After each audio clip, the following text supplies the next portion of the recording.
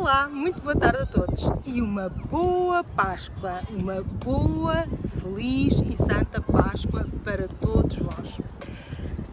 Cá estou eu para mais umas leituras da Mariana, no sábado de Páscoa, e trago-vos um conto de uma autora que me diz muito, que é Maria da Assunção Ferraz de Oliveira, uma senhora com mais de 80 anos de idade que começou a escrever as histórias todas que contava aos seus filhos e netos quando era mais jovem. E, portanto, aos 80 anos começou a editar os seus livros.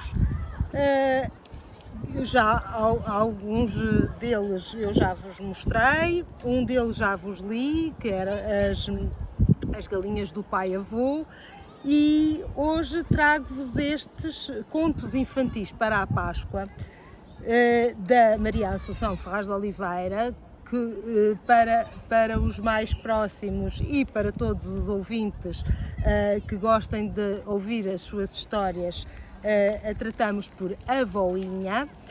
E ela escreveu estes contos infantis para a Páscoa, que são contos para contar antes de os ovos da Páscoa procurar.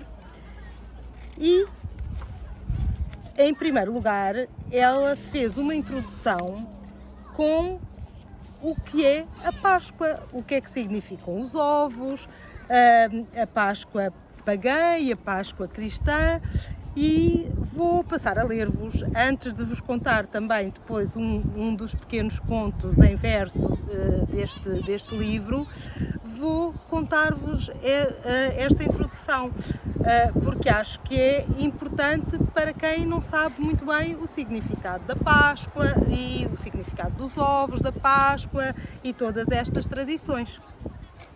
Ora bem, o ovo representa a fertilidade. Desde há muito tempo que os ovos eram usados para celebrar o fim do inverno e o começo da primavera. A tradição diz que os agricultores os enterravam para obterem os favores dos deuses nas colheitas. Quando a Páscoa cristã começou a ser festejada, esta celebração pagã integrou-se nela e os cristãos viam no ovo um símbolo do renascimento da vida, da ressurreição de Cristo. O ovo passou a ser também um dos símbolos da Páscoa. Na Rússia, era costume pintar artisticamente os ovos. Daí a existência, ainda hoje, de uma linda coleção de ovos originária da Casa Imperial Russa. Reis e imperadores interessaram-se pelo simbolismo dos ovos. Eduardo I de Inglaterra ofereceu ovos banhados em ouro aos súbditos mais queridos. Luís XIV de França mandou-os pintar e decorar e passou também a fazê-los artificialmente, em porcelana, madeira ou prata. Luís XV de França presenteou a sua amada com um grande ovo que continha uma estátua de Cupido. A partir dos descobrimentos, o cacau trazido da América Latina passou a ser consumido na Europa como bebida e, a partir do século XVII, a ser usado no fabrico de chocolates. As fábricas de chocolates desenvolveram-se muito nos séculos XIX e XX, em França, em Inglaterra, na Suíça, na Holanda e na Bélgica. Multiplicaram-se as famílias de chocolateiros que deram nome, entre outras, às mais famosas marcas de chocolate, como Hershey's, Cadbury, Suchard, Nestlé, Lindt. O chocolate foi mais uma inovação trazida para os ovos da Páscoa. Pasteleiros franceses começaram a esvaziar os ovos, recheá-los com chocolate e pintá-los por fora. Hoje são feitos inteiramente de chocolate e embrulhados em papel de prata colorida.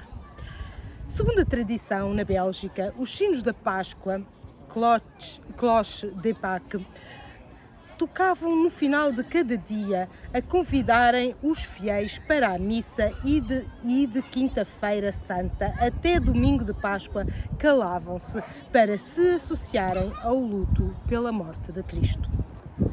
No domingo de Páscoa voltavam a tocar com alegria pela ressurreição de Cristo. De acordo com uma lenda contada às crianças, os sinos na Quinta-feira Santa saíam a caminho de Roma e, ao voltar, carregados de ovos, deixavam-nos cair para que as crianças os fossem procurar. Mais longe, nos Estados Unidos, durante a Semana Santa, existe o hábito de decorar os ovos cozidos com pinturas. Depois, estes são escondidos e procurados em jogos de caça aos ovos pelas crianças. Na Alemanha, os ovos são tendencialmente decorados a verde e por isso se chama a Quinta-feira Santa a Quinta-feira Verde. Na semana da Páscoa, os ovos normais, aqueles que são vendidos em caixinhas de 6 ou 12, desaparecem dos supermercados e são levados para casa, são cozidos e pintados e escondidos nos jardins.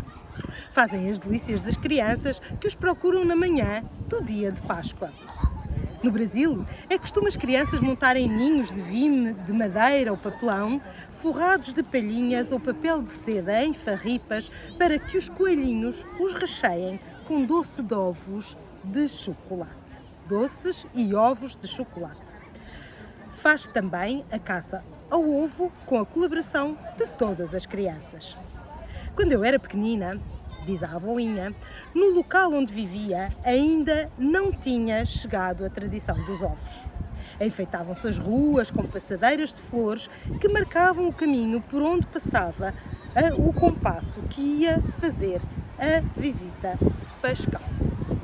O compasso era o padre, o sacristão com a cruz, um ajudante com a campainha e outro com a caldeira da água benta. Atrás, muita garotada que aproveitava para comer o que se oferecia nas casas.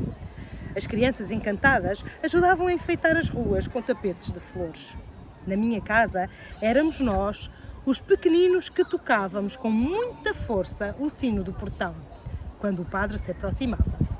Dentro de casa havia grande alvoroço. Preparava-se a sala de visitas mais bonita do que nunca. A mesa cobria-se com uma colcha de damasco e um pano de renda. O crucifixo, em lugar de destaque, velas e jarras com flores. O compasso vinha quase sempre no domingo de Páscoa. Ouviam-se as campainhas e eles aí vêm! O padre pegava num raminho de oliveira, mergulhava na caldeira da água benta e benzia os moradores de toda a casa. Em seguida, avançava o sacristão com uma cruz muito grande com Cristo crucificado. Fazíamos uma reverência, ajoelhávamos-nos e beijávamos os pés de Cristo. Conversava-se um bocadinho e depois servia-se a merenda a todos. Era sempre um pão de ló, um folar, bolinhos, amêndoas, figos com nozes e um copinho de vinho do Porto. Este só para o padre, o sacristão e o dono da casa. E não ficava por aqui a nossa Páscoa. Havia todo o dia muitos visitantes que vinham para cumprimentar os padrinhos. Às vezes só nos víamos nesse dia.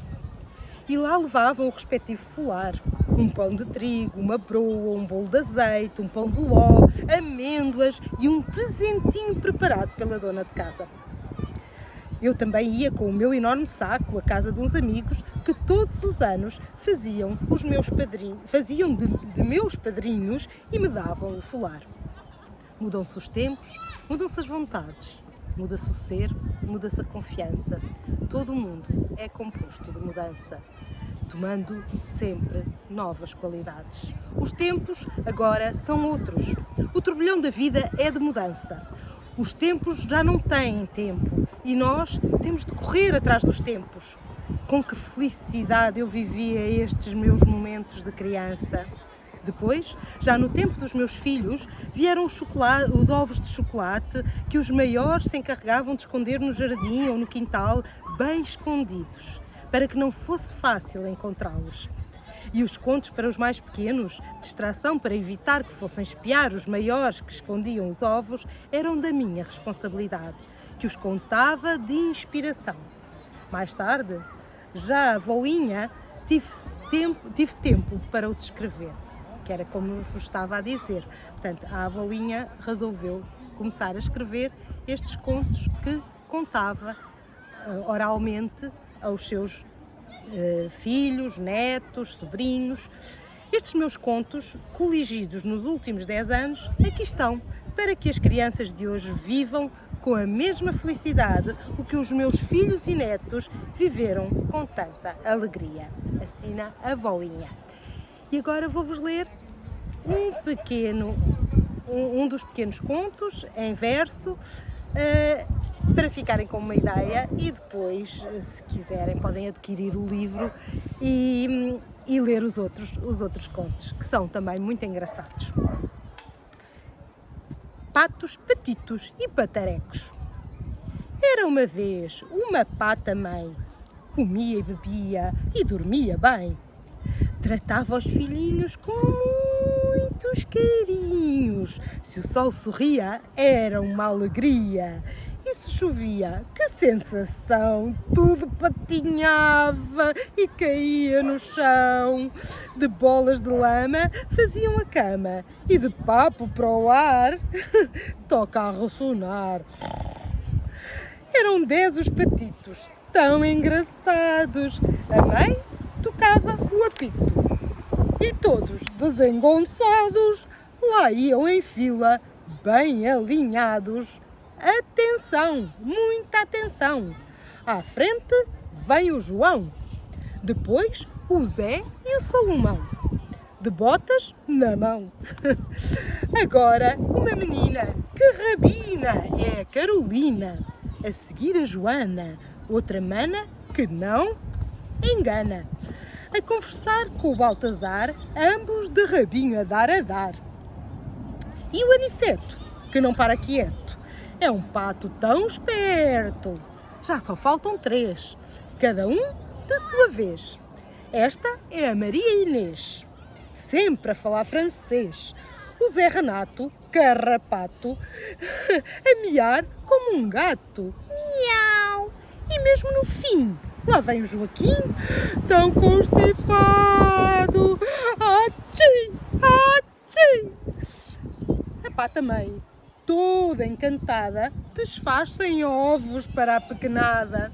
De chocolate são os tais, azuis e dourados, nenhuns iguais.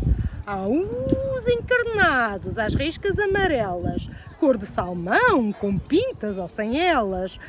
Que grande confusão! E os patitos entusiasmados empurram os ovos sem cuidados. Escondem-nos sem querer e sem ninguém ver. Na horta, no quintal, no jardim, no matagal, atrás de um muro, junto de um furo, debaixo de uma flor ou dentro de um regador. No fim, já cansados, fogem os coitados. A pata também abalou e ninguém ficou para nos contar onde os ovos ir buscar. Por isso, meninos, vá, meninos, toca a procurar. Boa caça aos ovos. Um grande beijinho. Aqui ficou mais uma leitura da Mariana e digo-vos mais uma vez, comprem livros, leiam. Há sempre histórias muito engraçadas para descobrir, há sempre autores novos para descobrir. Já sabem que eu leio sempre em português, de autores portugueses, gosto de divulgar, gosto de ler histórias, faço por prazer e com muito prazer. E aqui estou eu hoje realmente com mais esta história sobre a Páscoa, e que acho que foi também pedagógica, porque nos ensinou, e para quem não sabia muito bem as tradições da Páscoa e o que é que significa a Páscoa, acho que ficou aqui muito claro nas palavras da nossa querida avóinha Maria Assunção Ferraz de Oliveira. Muitos beijinhos, uma Páscoa feliz e até muito breve para novas leituras da Mariana. Beijinhos, fiquem bem!